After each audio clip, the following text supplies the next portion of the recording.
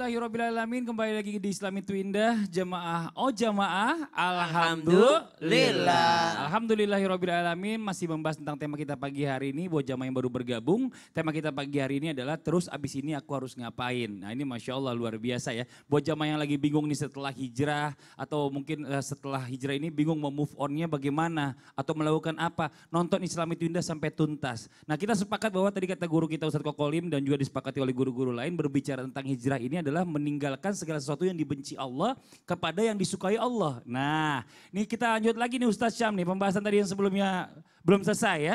Pada saat kita sebelum iklan. Bicara masalah tentang orang-orang yang berhijrah nih. Ketika hijrah ini katanya Allah ini berikan cobaan yang berat. Sehingga kadang orang ini jadi takut hijrah. Bahkan ada juga katanya kenyataannya ini zaman Rasulullah ini orang-orang ini memutuskan hijrah malah mendapatkan cacian, hinaan bahkan sampai siksaan. Dan bagaimana menghadapi cacian hinaan itu? Dan ini Masya Allah luar biasa, silakan penjelasannya Ustadz Syam. Bismillahirrahmanirrahim. Ba'da an aqul a'udzu billahi minasyaitonir rajim. Ahasiban nasu an yutraku an yaqulu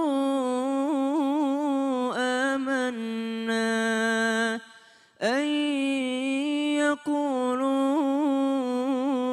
amanna wa hum la yuftanun. Apakah mereka mengira setelah mereka menyatakan diri beriman, bersaksi bahwa tidak ada Tuhan selain Allah, maka mereka dibiarkan begitu saja? Tentu saja tidak. Mereka akan diuji dengan sesuatu yang mungkin menurut mata manusia itu tidak disukainya. Ternyata Allah memberikan hadiah besar setelahnya. Jadi sebelumnya teman-teman sekalian yang sedang berhijrah atau seluruh jamaah yang dimuliakan Allah yang sudah berhijrah atau yang sudah taubat misalnya atau yang sudah mulai memperbaiki dirinya, maka yang perlu kita ingat, fokuslah kepada hadiah yang Allah akan berikan, bukan fokus kepada ujiannya. Kalau kita mengatakan akan ada ujian yang sangat berat, mungkin teman-teman akan semakin takut untuk berhijrah. Tidak, tentu saja kita diminta untuk fokus kepada hadiah yang akan diberikan Allah Subhanahu wa Ta'ala.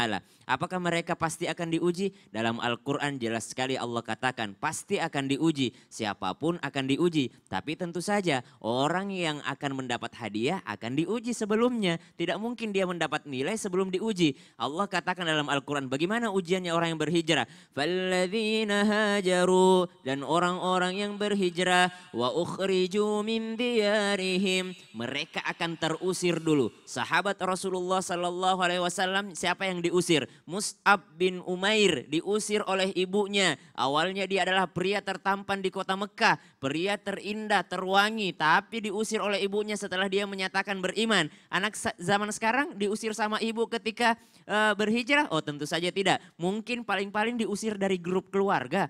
Kalau sudah mulai kayak kok ini anak ceramah mulu, kok ini anak postingnya ayat-ayat mulu, perasaan dia doang yang benar, kita semua salah gitu ya. Jadi kalau ada yang ada mulai tobat mungkin diusir dari grup keluarga, diusir dari grup teman-teman nongkrong dia. Nah itu mungkin di grup dulu, atau mungkin ada yang lebih ekstrim lagi, ada bahkan yang diusir dari keluarganya, memang benar-benar diusir. Dan ini terjadi di zaman Rasulullah, Mus'ab bin Umair.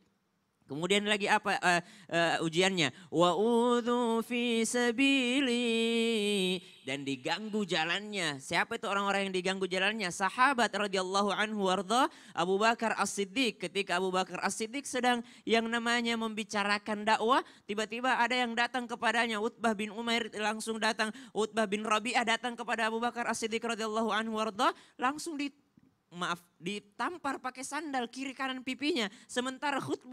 Sementara khutbah Abu Bakar As-Siddiq, maka ini diganggu jalan dakwahnya, diganggu jalan yang namanya ketika dia sudah mulai mengajak teman-temannya, mengajak keluarganya untuk beriman kepada Allah Subhanahu wa Ta'ala. Itu pun terjadi di zaman sekarang. Berapa banyak di antara kita mungkin harus keluar dari pekerjaannya karena dia udah mulai berubah, atau mungkin rekan bisnisnya sudah mulai kehilangan kepercayaan kepadanya. Kenapa? Karena mungkin merasa kayaknya dia lebih mementingkan Allah daripada pekerjaannya. Tapi itu adalah ujian dari Allah supaya apa? Allah ingin melihat kita, nih orang benar-benar nggak nih niatnya ini? Ini orang benar-benar untuk saya atau hanya untuk di pandangan manusia? Yang ketiga apa lagi? Yang lebih parah. Wa qatalu wa qutilu, dan mereka dibunuh. Ya Allah, ya Rob, lihatlah bagaimana sahabat Rasulullah Sallallahu Alaihi Wasallam Bilal bin Rabah ketika ditindih dengan batu yang besar di bawah terik matahari kota Makkah yang begitu panasnya, negara Arab yang sangat panas di sana, dibaringkan ya, jadi tengkurap di tanah lalu dikasih batu besar di atasnya, kemudian terlentang lagi dikasih batu besar. Bilal bin Rabah langsung mengatakan ahad, ahad, ahad, Allahu ahad. Maka inilah yang disebut dengan waqatalu wa qutilu, diganggu yang namanya yang dibunuhlah atau apa segala macam. Barulah setelah itu Allah katakan la ukaffiranna anhum sayyiatihim wa la udkhilannahum jannat. Fokus kepada hadiahnya. Masya Setelah ujian Allah. itu Allah hapuskan segala dosanya Amin. dan Allah masukkan dia ke dalam surga. Amin ya Allah. Tidak peduli amin. berapapun dosanya sebelum dia Masya hijrah. Allah. Nanti kita lanjutkan lagi nih Insya pembahasan semakin Allah. menarik. Tapi sebelumnya kita akan bacakan dulu ada pertanyaan-pertanyaan masuk dari sosial media Islam itu Indah. Langsung aja kita bacakan dari Instagram @laras